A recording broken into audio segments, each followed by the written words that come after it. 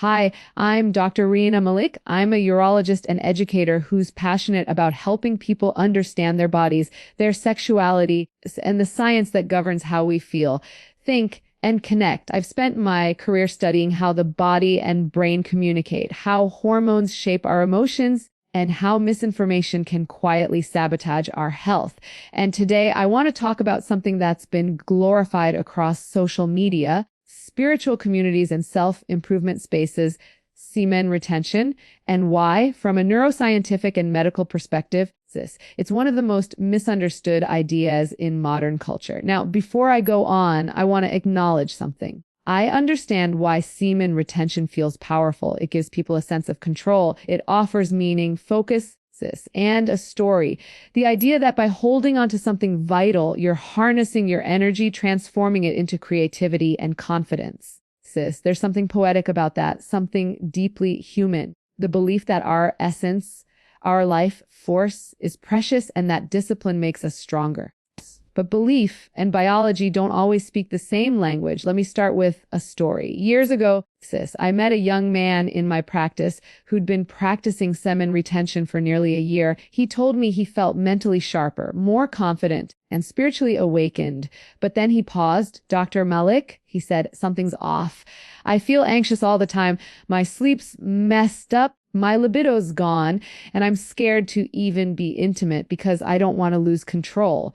As he spoke, I could see the conflict in his eyes between pride and pain, between wanting to be better and being afraid of his own biology. What he didn't realize is that the brain and body are meant to work in rhythm, not resistance. So let's explore what's really happening inside the brain, because understanding this changes everything. Every thought, every emotion, every urge originates in one place, your nervous system. It's a network of signals, chemicals, and feedback loops that are constantly trying to keep you in balance. When you suppress something natural, like sexual release, your brain doesn't interpret that as discipline. It interprets it as stress. Dopamine levels rise, then crash, testosterone fluctuates, cortisol increases, you become hyper-aware of your urges, but not in a grounded way, in a way that feels like constant tension. That's not enlightenment. That's exhaustion. Here's the first lesson, True self-control isn't about suppression. It's about understanding. You don't gain strength by denying your biology. You gain strength by aligning with it. Neuroscience shows that sexual energy is not some mystical fuel stored in semen.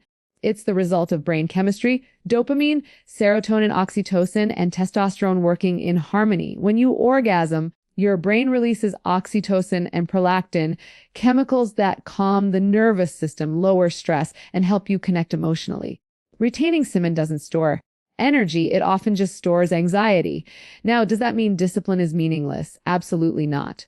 Discipline is powerful, but it must be rooted in truth. There's a difference between control, and constriction. Control empowers. Constriction suffocates. When you understand your body, you learn how to use your energy wisely, not fearfully. You learn that there's a season for everything, for desire, for rest, for release. And when you allow those cycles to flow naturally, your energy doesn't disappear. It regenerates. Lesson 2, semen is not a magic potion. It's a biological fluid, a complex but natural mixture of sperm cells, proteins, enzymes, and nutrients designed to support reproduction. The human body produces millions of new sperm every single day. That means you're not losing life force when you ejaculate. You're participating in a regenerative process your body is wired for. Your testicles don't keep score. They're factories, not vaults. I once had a patient who was terrified to ejaculate because he'd read online that it would lower his testosterone. He was tracking his levels obsessively, convinced that abstaining would make him more masculine. But when we tested his hormones, something interesting happened. His testosterone wasn't higher. It was lower. Why? Because chronic tension, anxiety, and sleep disruption from his self-imposed restrictions were suppressing his endocrine system. When he finally let go, literally and emotionally, his hormones balanced naturally. His confidence returned, not because he retained something, but because he stopped fighting himself. Lesson 3, the mind-body connection is real, but it works through balance, not extremes. Neuroscientists have studied the effects of abstinence, and what they've found is nuanced. Short periods of abstinence can temporarily raise testosterone and heighten motivation. That's normal. It's your brain's way of maintaining interest in reproduction. But beyond a few days, the benefits plateau. You don't keep ascending into superhuman focus or energy. Your body adapts. Prolonged abstinence often leads to frustration, mood swings, and even brain fog. Think about it like sleep. If you stay awake for one night, you might feel wired and alert. Adrenaline kicks in. But stay awake for 3 or 4 nights, and your body starts to break down, your mind gets foggy, your emotions unstable. The same happens when you fight your biology too long. You're not ascending to a higher state. You're drifting away from balance. Lesson 4, sexual health is emotional health. When people cling to semen retention as a moral or spiritual rule, it often hides a deeper fear. Fear of losing control, fear of desire, fear of being too sexual. But desire isn't something to be ashamed of. It's a signal of vitality. It's how your brain says, I'm alive. Learning to channel that energy doesn't mean suppressing it. It means integrating it. For some people, that means mindful intimacy, being fully present during sex instead of chasing dopamine highs. For others, it means redirecting that same focus into creativity, work, or relationships without guilt. One of the most beautiful things I've learned as a doctor is that sexuality and spirituality aren't enemies. They're expressions of the same life force. You can be deeply spiritual and still embrace pleasure. You can practice mindfulness and still enjoy release. In fact, when you approach sex with awareness, without shame, without addiction, without fear, it becomes one of the most healing experiences you can have, because it reminds you that connection, vulnerability, and joy are sacred. Lesson 5, belief can change biology, but only when it aligns with reality. The placebo effect is real. If you believe semen retention gives you power, confidence, or focus, you may actually feel those things for a while. That's the mind's power.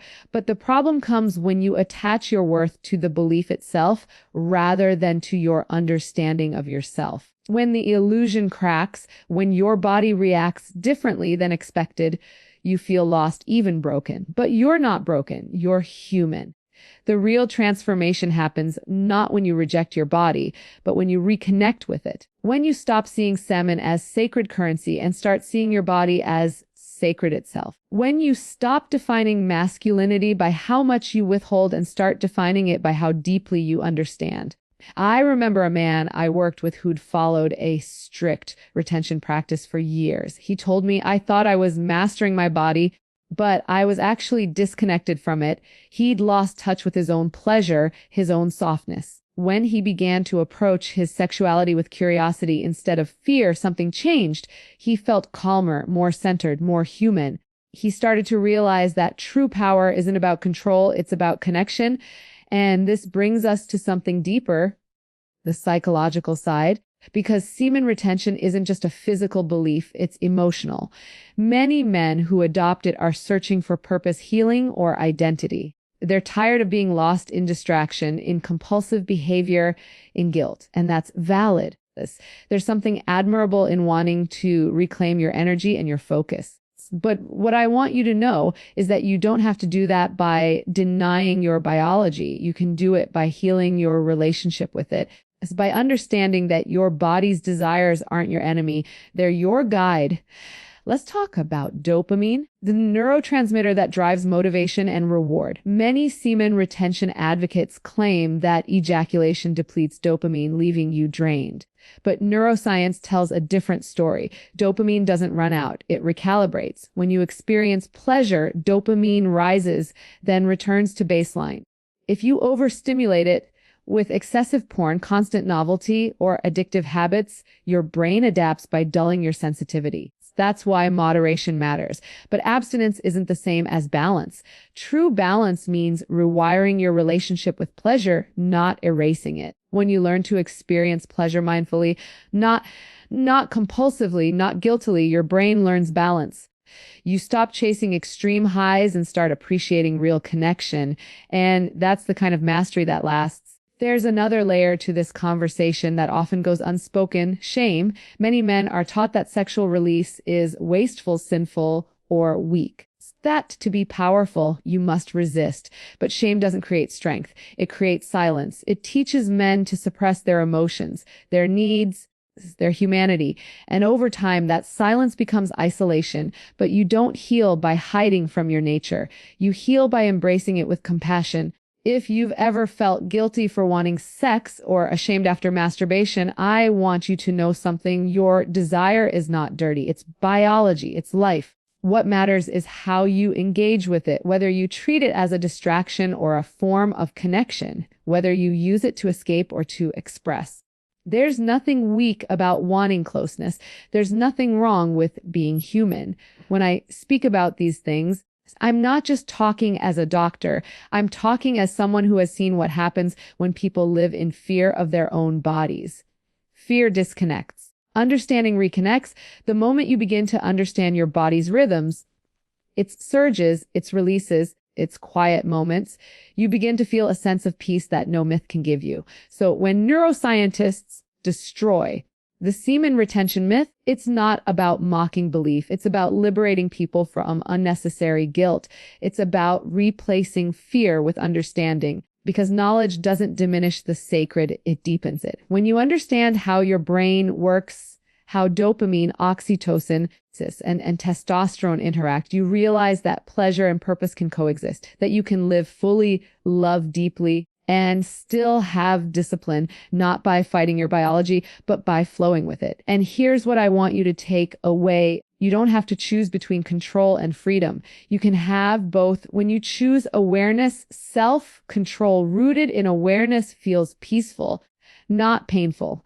It feels empowering, not exhausting. It's the kind of control that helps you say yes to the right things, not just no to the wrong ones. Your body is not something to conquer. It's something to collaborate with.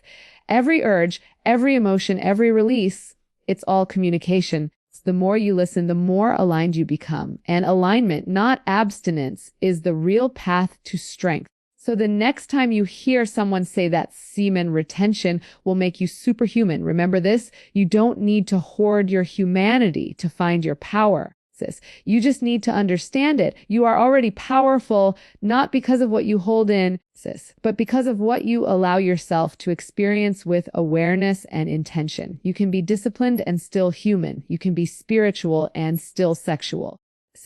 You can seek mastery without shame. And when you embrace that truth, you free yourself from myths that were never meant to define you. Thank you for being here, for being curious, for daring to ask the hard questions. Every time you seek truth over fear, you help reshape how we talk about masculinity, sexuality, and health. I'm Dr. Reena Malik, and I'm proud of you for taking that step. Keep learning, keep growing, and most of all, keep listening to your body, your heart, and your truth. Good luck, and take care of yourself, mind, body, and soul.